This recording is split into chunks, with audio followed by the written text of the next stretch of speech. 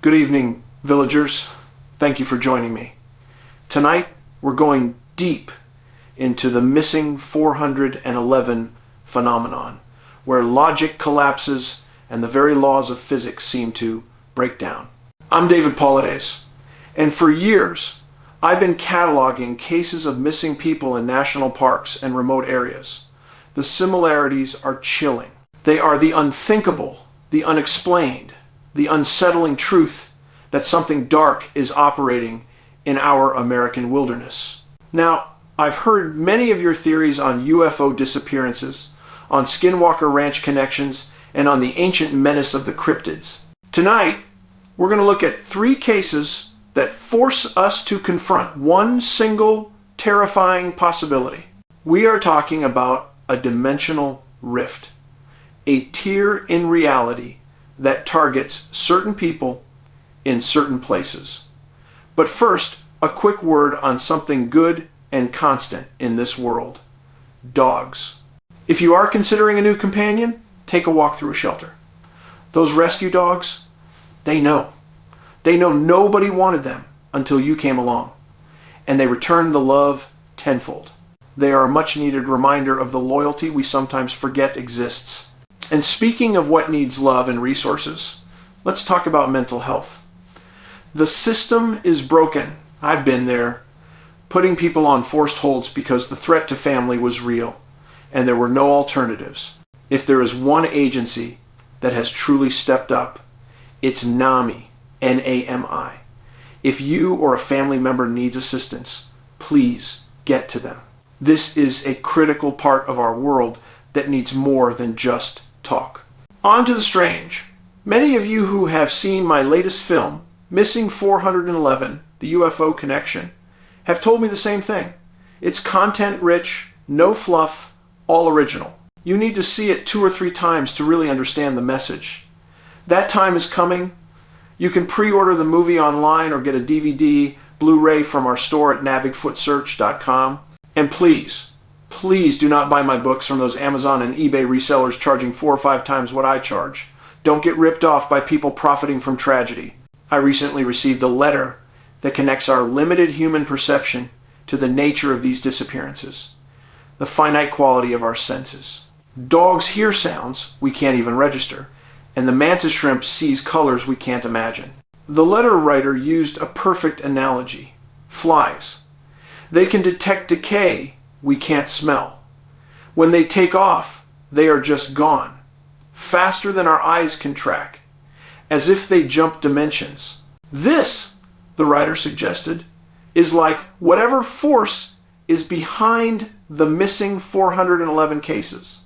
Elusive, impossible to catch, dodging our biological radar.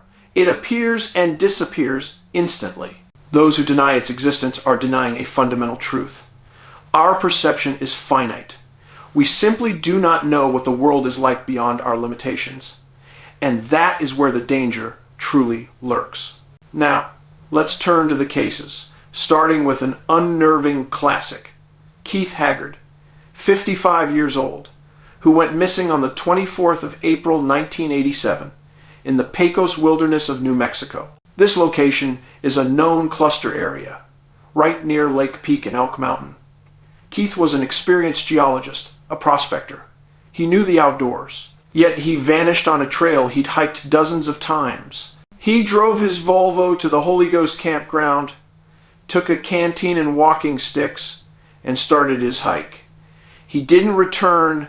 The search located his body 2 days later in a small creek, only 1.3 miles from the safety of his car. Here are the critical missing 411 anomalies.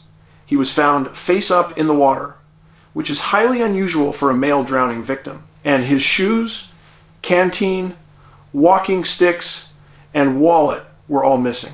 The body had bruising, yet the coroner ruled out foul play and a heart attack. The official cause of death: exposure to cold. This makes no sense in mid-70 seconds daytime weather. Why would an experienced hiker die of exposure with the safety of a trail right next to him?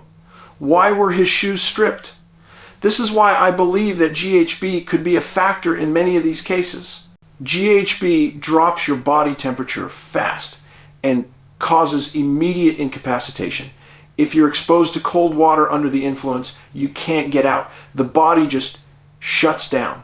And the coroners don't test for it in a routine panel. If they don't test for it, the death is ruled exposure. This is how the system effectively flushes the case, sweeping the true anomaly under the rug. This case is even stranger because it mimics another one in the Pecos Wilderness, an older woman found later curled up naked and dead in 5 inches of water. They said she drowned, but her mouth wasn't even touching the water. The illogical causes of death, the proximity, the missing clothing. These cases are screaming at us about something fundamental being manipulated in these granite-heavy, water-rich environments. Next, a very recent incident that fits the profile perfectly. Ryan Rush, 46, a husband and father, hunting near Sitka, Alaska in October 2022. This is the lone hunter falls from a cliff scenario we see too often. Ryan and a friend went mountain goat hunting near Lake Diana. It's remote, it's rugged, and, as always, somehow they got separated. The moment of vulnerability. The Coast Guard helicopter eventually located Ryan's body at the bottom of a 300-foot cliff. Case closed. He made a mistake. He died. I don't buy it. Experienced men and women don't just walk off 300-foot cliffs. This scenario, the sudden, fatal fall, the point of separation near water, is a key signature of the missing 411 cluster. What ties these cases together? The water, the granite, and the missing clothes or equipment. A recent letter reminded me of Nikola Tesla and his massive granite foundations. Granite is highly unusual. When you combine massive amounts of this rock with abundant water, you create an energy field. I believe that these specific geographical zones are zones of instability.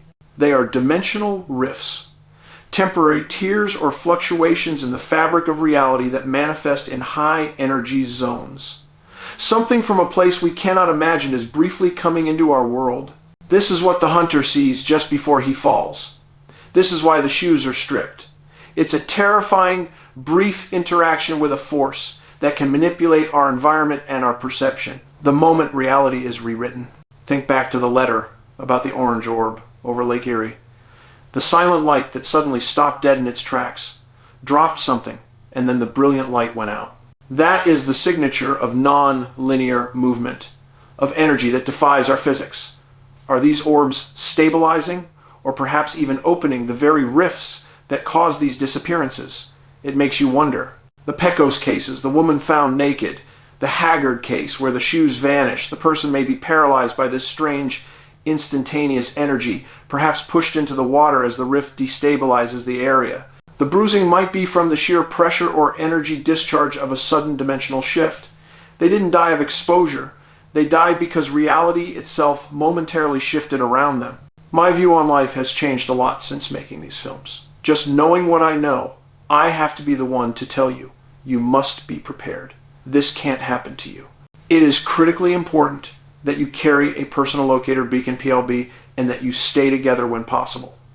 I know I talk about 5 or 6 cases every week where somebody doesn't come back.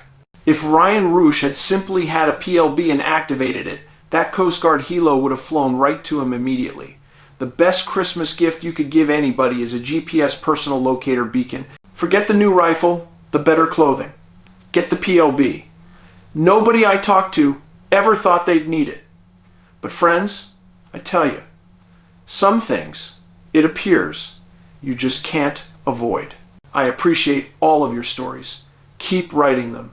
They are far more common than the authorities want us to believe. You write to me at canammissing@yahoo.com. I really wish that all of you would pass these videos along to others so they can understand the truth about the missing 411 phenomenon. Be safe out there. From Huck and me, I hope you have a great week. This is the giving season. Give of yourself. Be kind. Go buy an extra turkey and drop it off at a local rescue mission. Make somebody happy. Have a great week. Paulides out.